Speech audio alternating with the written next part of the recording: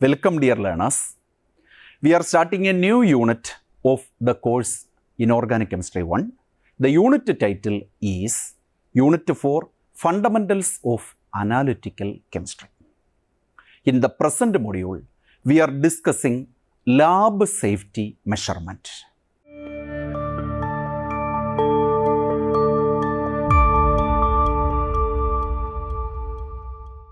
The contents of this module are Introduction to lab safety, safety precautions, safety symbols in laboratory, material safety data sheet, and storage and handling of hazardous chemicals. First of all, we are entering into lab safety. That is, introduction to lab safety. We all are chemistry students as well as chemistry teachers, and we have to work in chemistry laboratory. In chemistry laboratory, which is a place where we are handling enormous amount of chemicals, most of them are toxic also. Therefore, in working in a laboratory, safety is an important concern. Therefore, this module especially focuses on various remedial measures that we have to adopt when we work in a laboratory. Laboratory training is an integral part of science education. Laboratory training involves experimentation, which involves observation, testing, and reproducibility of data, which is collected during laboratory investigations. That means a chemistry lab or a science lab is a place where we are doing enormous experiments. With the help of that experiments, we are making some observations, and from that observations, we are arriving at some results. And we will do in certain cases the experiment in a repeat way. So, in laboratory, we are performing enormous experiments. For performing that experiments, we may or may not use some chemical reagents, some equipments, some glasswares, etc. The chemical reagents, most of them are toxic to the living things. So, lab safety is a major concern. Laboratory experiments have a significant role in chemistry teaching and learning. Without the chemistry lab, there is no more improvement in the teaching learning process of chemistry. So, the lab work and the experiments is an integral part of chemistry teaching as well as chemistry learning and understanding. An important issue with laboratory training is safety to the students. Laboratory safety is crucial to ensuring a safe working environment for all individuals conducting experiments and handling chemicals. This implies the fact that in laboratory, students as well as teachers or the laboratory staff are handling enormous chemicals, and their safety or laboratory safety is highly crucial to ensure a safe working environment. Creating awareness about safe laboratory practices and first aid measures is very essential for safe laboratory experience. That is, suppose we are performing some experiments with the help of concentrated sulfuric acid. Due to some mistaken handling, it may spill on our skin or even in the floor. That may cause severe burns. So, we should know what are the remedial measures and what are the first aid for acid burns like sulfuric acid. Moreover, there are so many toxic chemicals like bromine present in the laboratory. Some organic compounds are also present in the laboratory. They may be toxic to our cells. In that circumstance, if any emergency situation occurs, we have to face it. We have to provide first aid to the victims, and such knowledge about first aid and handling of toxic as well as hazardous chemicals etc., is of prime importance as far as lab safety is concerned. In chemistry laboratories, students deal with large number of chemicals, which may be acids, bases, corrosive materials, organic chemicals, etc. These chemicals must be used with utmost care as these are dangerous for human exposure. That is, most of the chemicals, when exposed to us, leads to highly toxic effects. Proper safety protocols minimize the risk of accidents, injuries, and exposure to hazardous substances. Now, we are discussing the safety precautions. That is, these are the precautions we have to adopt when we are entering into a laboratory, either a science laboratory or specifically a chemistry laboratory. There enormous chemicals are there, enormous equipments are there, electrical instruments are there. We have to deal all such things carefully for a creative and peaceful atmosphere in the laboratory.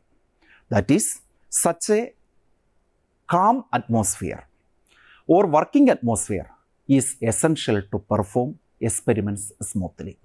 Now we are focusing on the important safety precautions that we have to adopt prior to entering into the laboratory or whenever we are working in the laboratory. Working in a chemistry lab involves handling of various chemicals, equipments, and reactions that can generate hazards. Following proper safety precautions is essential to prevent accidents and ensure a secure environment for all students, working staffs, teachers, and all those persons working in the laboratory. We are now focusing on the important safety precautions that we have to follow whenever we are working in a laboratory, preferably in a science laboratory or a chemistry laboratory. First one, personal protective measures. Wear personal protective equipments, which are abbreviated as PPE. Always use safety goggles, lab coats, gloves, and closed-toe shoes. Safety goggles prevent your eyes from contamination. Lab coat protect you from spilling of toxic chemicals on your body. Gloves protect your palm. Then shoes is also useful in protecting your legs.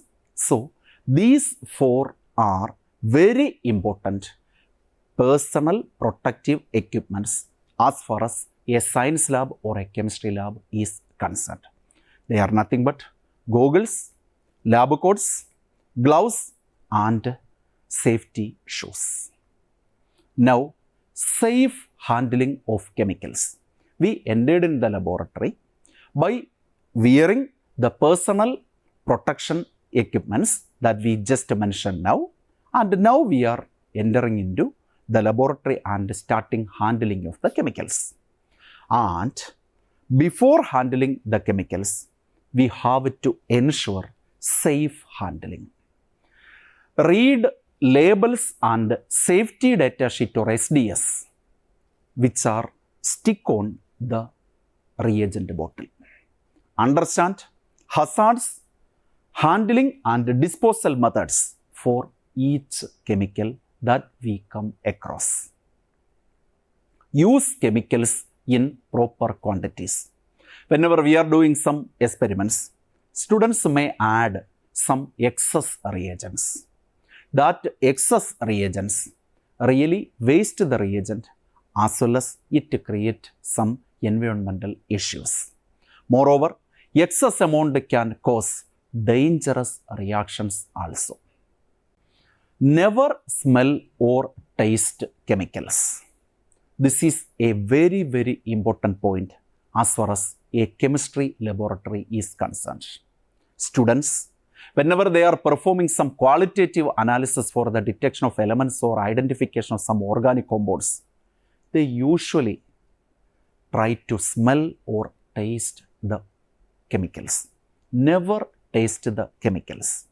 In certain situations, we have to smell the chemicals.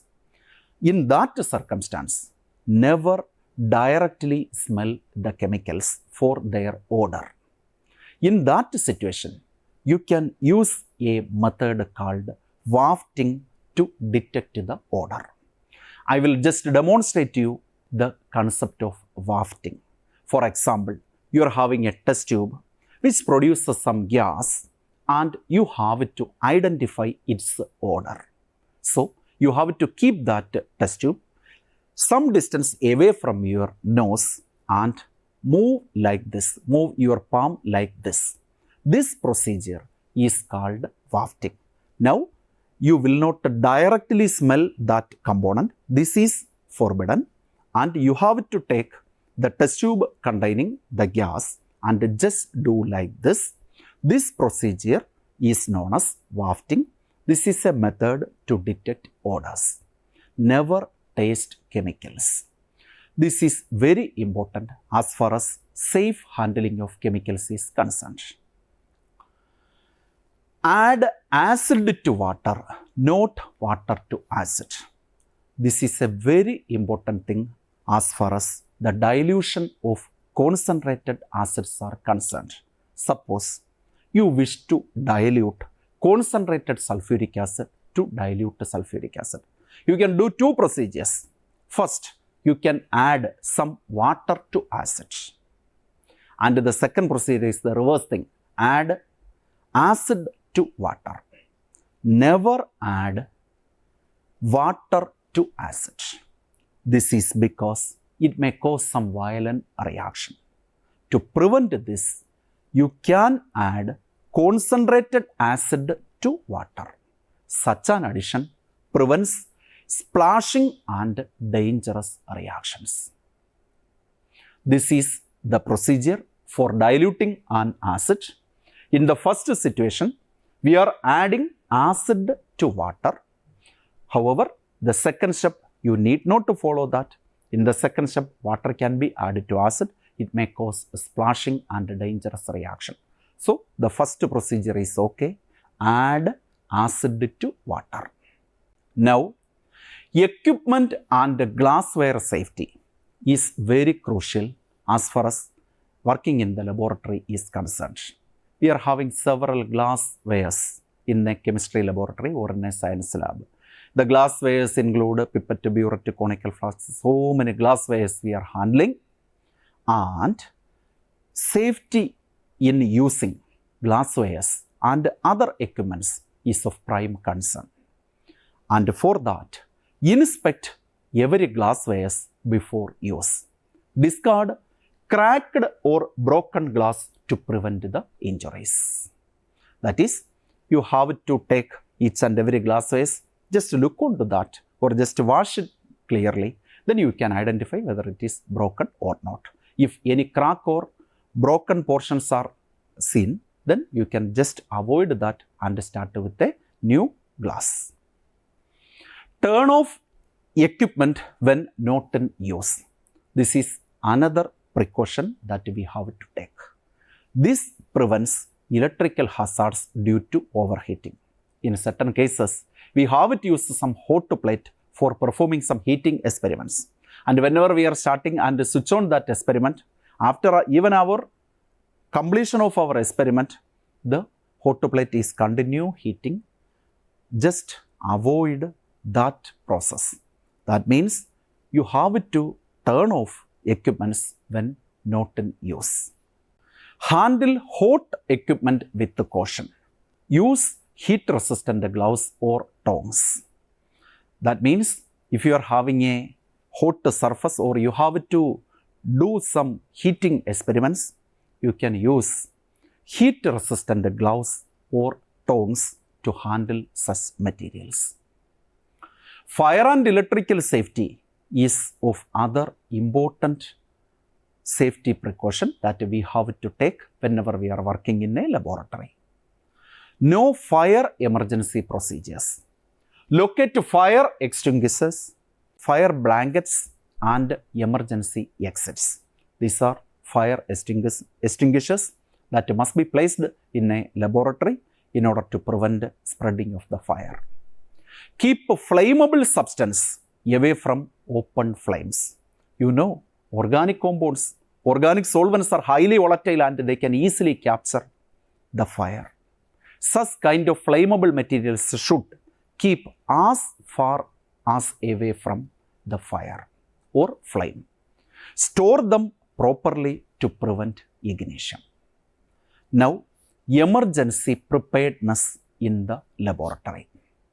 Know the location of emergency equipment, eye wash stations, safety showers, fire extinguishers and first aid kits in the laboratory.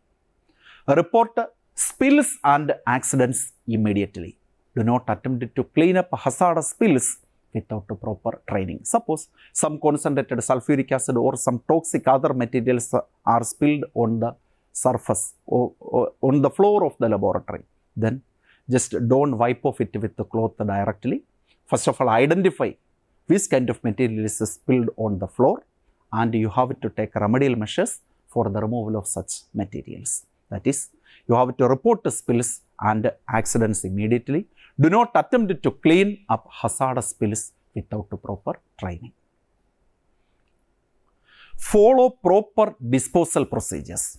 In laboratory, you have to handle with the enormous number of chemicals. Most of them are toxic. And for the disposal of such materials, follow proper disposal procedure. Dispose of chemicals and broken glasswares in designated containers. That is, you have to label each and every container where you are disposing the chemicals or the glasswares which are broken.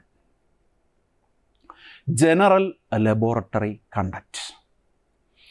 No eating, drinking or applying cosmetics in the laboratory. Certain pupils eat some edibles whenever they are working in the laboratory. It is against the conduct rules in the laboratory.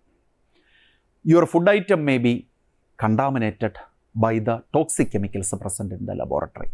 Even never drink water in the laboratory whenever you are working in a laboratory. You just quit from the laboratory and you can have some refreshments or food and then again come back to the laboratory. Not try to apply cosmetics whenever you are doing or you are sitting in the laboratory. Keep work areas clean and organized. Don't spread unwanted chemicals on your workbench. You have to place the chemicals at their exact positions in the shelf or side racks, etc. Never throw the chemicals into the sink. Keep your work area clean. Not try to spread the chemicals, the powders, etc. on your workbench. Work under supervision.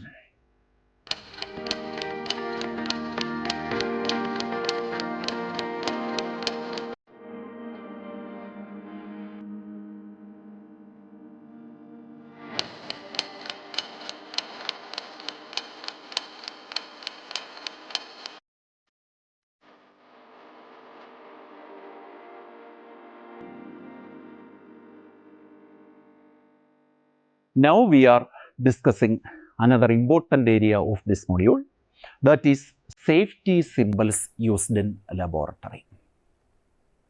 A large number of chemicals and instruments are available in chemistry laboratory. Safe handling of these require adequate knowledge about safety measures associated with the handling and the usage of these chemicals and instruments available in the laboratory. We are now discussing symbols on chemical bottles. These are certain kind of symbols and we are now entering into the details of the symbols that may appear in chemical bottles. First of all, this tick symbol. If it is seen on a reagent bottle, that means the substance stored in that bottle is low hazard. Chemicals that are relatively easy to handle, but remember that excess of every chemical can be hazardous to life. So this symbol indicates a low hazard material. Looking on to the next symbol, this is the symbol of explosive. That is, the reagent stored in that bottle may explode or may cause explosion. Chemicals that can cause an explosion as they contain great amount of stored energy and should therefore be handled carefully. So, a good example for such an explosive material is nitroglycerin. Such material are highly explosive. So, we have to handle such chemicals with the utmost care. Now, other symbols. This symbol is the symbol of a fire. This symbol affixed on a reagent bottle indicates that the reagent stored in that bottle is flammable.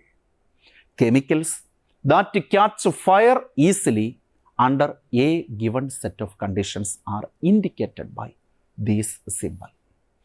And this symbol corresponds to the chemicals which have oxidizing property. A reagent bottle affixed with this symbol indicates a chemical which is highly oxidizing. Chemicals that are oxidizing in nature and may lead to highly exothermic heat liberating reaction when they are in contact with other chemicals, particularly flammable ones. This is the indication of this symbol, or this symbol indicates highly oxidizing chemicals. Now, another symbol. This symbol is just a tube, a glass tube, and this indicates that gases under pressure are under your consideration, or this symbol represents gases under pressure. And these are used for compressed gases, liquefied gases, refrigerated liquefied gases, and dissolved gases. So, this indication is an indication of gases under high pressure. This symbol is most important as far as many of our laboratory chemicals are concerned. And this symbol indicates that the chemical under our consideration is a corrosive. Highly reactive chemicals that damage human tissues are the corrosives. So, the corrosives should be handled carefully. Wear gloves while handling them. Now, other symbol. This is the symbol of an eye.